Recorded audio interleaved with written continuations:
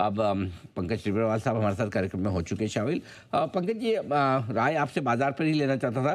कल तो बड़ा तगड़ा मूव आया, लगता है बाजार की सारी चिंताएं थोड़ी अब कम हुई है, दूर हुई, खत्म हुई है। क्या अब भी कुछ ऐसे है फैक्टर्स जो निवेशकों को थोड़ा रिस्क वाले लग सकते हैं, या फिर अब चीजें सब ठीक हो चुकी है? अनिल जी, अगर आप देखें तो ये साल पूरा एक रोलर कोस्टर रहा है। फरवरी एंड मार्च में ये लग रहा था कि कोई भी पॉजिटिव नहीं है, जब हम पॉजिटिव आपसे बात किए थे। एंड क्लियरली उस समय मार्केट ने नया लो 22,000 का बनाया।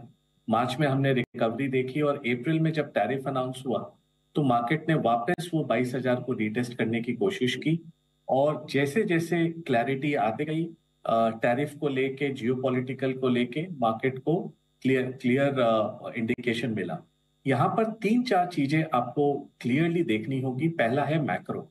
आई थिंक मैक्रो में काफी समय बाद ग्राउंड पर हम जब बात कर रहे हैं तो लिक्विडिटी टाइटनेस, जो चक्का बंद हो गया था लास्ट 18 महीने से, वो काफी वापस खुला है इन टर्म्स ऑफ लिक्विडिटी। और आरबीआई ने इसमें एक बेहतरीन काम किया है।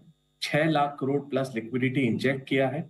और आपको याद होगा जनवरी में ये नंबर पूरे सिस्टम में 3.5 लाख करोड़ का डेफिसिट था। आज ये नंबर सरप्लस में 1.5 लाख करोड़ है, विच मैक्रो के लिए बहुत बढ़िया चीज है। और ब्याज दर भी नीचे आ रहे हैं, पहला।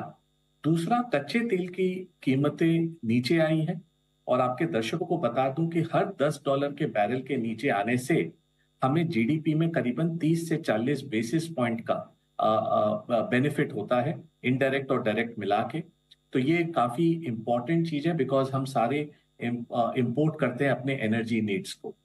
थर्ड, अगर हम देखें तो इस तिमाही के करीबन 230 कंपनियों में नतीजे डिक्लेयर किए, एनएसई 500 कंपनियों में। एंड 2 मिनट लेना चाहूंगा कि 11.5% का रिपोर्टेड पैट है। बट अगर मैं एडजस्टमेंट कर भी लूं तो करीबन 9-9.5% की रिपोर्टेड एडजस्टेड पैट ग्रोथ है इस तिमाही में। और इसको अगर मैं दो भागों में डिवाइड करूं, non banking and financial services और बैंकिंग एंड फाइनेंशियल सर्विसेज, तो ये बार जो non banking and financial services है, जिसमें जितनी भी manufacturing units, IT units, except bank, insurance, broking, सारी आ जाती हैं, उन्होंने करीबन 14% का ग्रोथ अभी तक दिया है। लेकिन ये बात मानना होगा कि अच्छे नतीजे पहले हाफ में आते हैं और खराब नतीजे सेकेंड हाफ में आते हैं। तो अभी 50% एनएसई 500 कंपनियों के नतीजे आने बाकी हैं, जो आ रहे हैं। और हमें नेक्स्ट 10 दिन में क्लैरिटी मिलेगा। बट रिजल्ट सीजन इतना खराब नहीं है जो लोग सोच रहे थे। और इस बार जो सितंबर दिसंबर से डाउनग्रेड साइकिल चल रहा था FY 26 और 27 के नतीजों में और एस्टिमेट्स में, आई थिंक वो काफी कम है। और इस बार beats are more than the misses. तो आई थिंक ये मैक्रो प्लस माइक्रो दोनों चीज मार्केट को स्टेबिलिटी प्रोवाइड कर रही है। लेकिन मैं आपके दर्शकों को बताना चाहूंगा कि ये मार्केट एक कंसोलिडेशन मार्केट है। और जहां भी कोई ट्रेंड नहीं होता है वो सबसे डिफिकल्ट मार्केट होता है। एंड इसका आपको छोटा सा एक उदाहरण देता हूं कि मार्केट का ब्रेथ अभी भी काफी वीक है। इंडाइसेस ऊपर चल रहे हैं, लेकिन लोगों के पोर्टफोलियोज में बढ़ोतरी ज्यादा नहीं हो रही है। क्यों? क्योंकि इस बार जो डाइवर्जेंस हम देख रहे हैं बिटवीन इंडेक्स रिटर्न और median return of the index, वो काफी बड़ा है। चौथे तिमाही में जो जनवरी मार्च के क्वार्टर थे, उसमें एनएसई 500 करीबन 6-6.5% गिरा। लेकिन जो median return of the index है, जिसमें सारे स्टॉक्स आ जाते हैं, वो -13% था। इसका मतलब 7% डाइवर्जेंस। तो इंडेक्स होल्ड किए हुए है, क्योंकि गिना चुने स्टॉक्स इंडेक्स के हैवी वेट इंडेक्स को संभाले हुए हैं। लेकिन अगर आप ब्रेथ ऑफ द इंडेक्स देखो तो वो काफी वीक है। और ये मुझे 2018-19 की याद दिलाता है, जहां इंडेक्स नहीं गिरा लेकिन मार्केट में ब्रेथ काफी खराब था। और इस बार भी वो देखने मिल रहा है। और खाली 30% स्टॉक 200 मूविंग डे एवरेज के ऊपर ही ट्रेड कर रहे हैं इस रैली के बाद भी। इसका मतलब कई खाली सिलेक्टिव स्टॉक्स हैं। और ये स्टॉक पिकर्स मार्केट है। नेक्स्ट 12-18 महीने आपको ये मार्केट बहुत केयरफुली नेविगेट करना होगा, because volatility will be the order of the day. और डिसिप्लिन वे में आप अपने निवेश को करें। फ्यूचर्स, ऑप्शंस, लेवरेज, ये वो में थोड़ा कम ध्यान दें जो नॉर्मल रिटेल पब्लिक है। और बेसिक एसेट एलोकेशन पर ध्यान देके अपने निवेश को करें और थोड़ी लंबी अवधि का व्यू रखें, तो यहाँ पैसा जरूर बनेगा।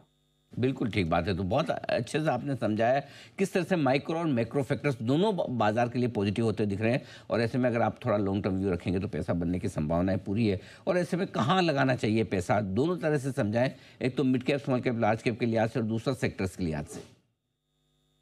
अनिल जी, आज के दिन सबसे कॉमन नरेटिव है सारे मिड कैप स्मॉल कैप बेच दो और लार्ज कैप में माइग्रेट कर दो। ये कॉमन एक नरेटिव है। अगर आप हेडलाइंस वैल्यूएशन देखते हो तो कई हद तक ये नरेटिव सही है।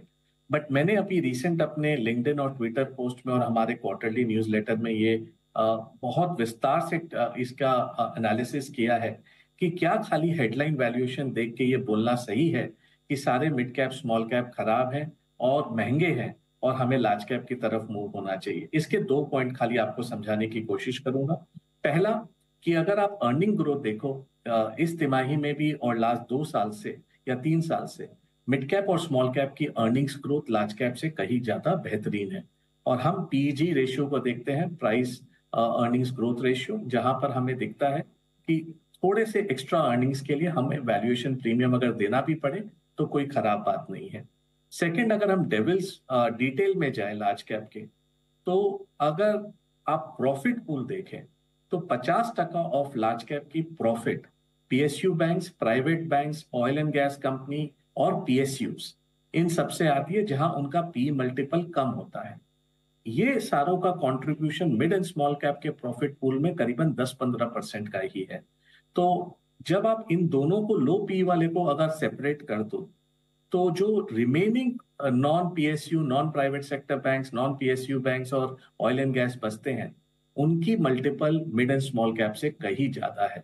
तो वो करीबन 26-27 टाइम 1 ईयर फॉरवर्ड पर ट्रेड कर रहे हैं और मिड कैप अर्निंग्स करीबन 22, मिड कैप इंडेक्स करीबन 22-23 टाइम पर ट्रेड कर रहे हैं। तो ये स्वीपिंग स्टेटमेंट बोलना कि सारे मिड कैप स्मॉल कैप महंगे हैं, खराब है, ये सही नहीं रहेगा।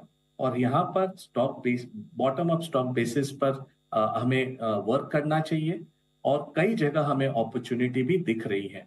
अगर आपको याद हो अनिल जी, 3-4 महीना पहले हमने स्पेशलिटी केमिकल के बारे में बात किया था और हमें लग रहा है नेक्स्ट 2-3-4 तिमाही इस सेक्टर में नतीजे स्ट्रांग आने वाले हैं और एक्चुअली मोमेंटम काफी स्ट्रांग बढ़ता हुआ दिख रहा है। सेकंड, अगर हम देखें तो ऑटो एंसिलरीज इस अभी तक रैली में पार्टिसिपेट नहीं किए हैं because of global and local concerns. But अगर आदमी कोई 2-3 साल का व्यू ले तो कई सारी ऑटो एंसिलरी कंपनी का ग्रोथ बहुत स्ट्रांग होगा बिकॉज वो ऑटो और नॉन ऑटो की तरफ पिवट कर रहे हैं।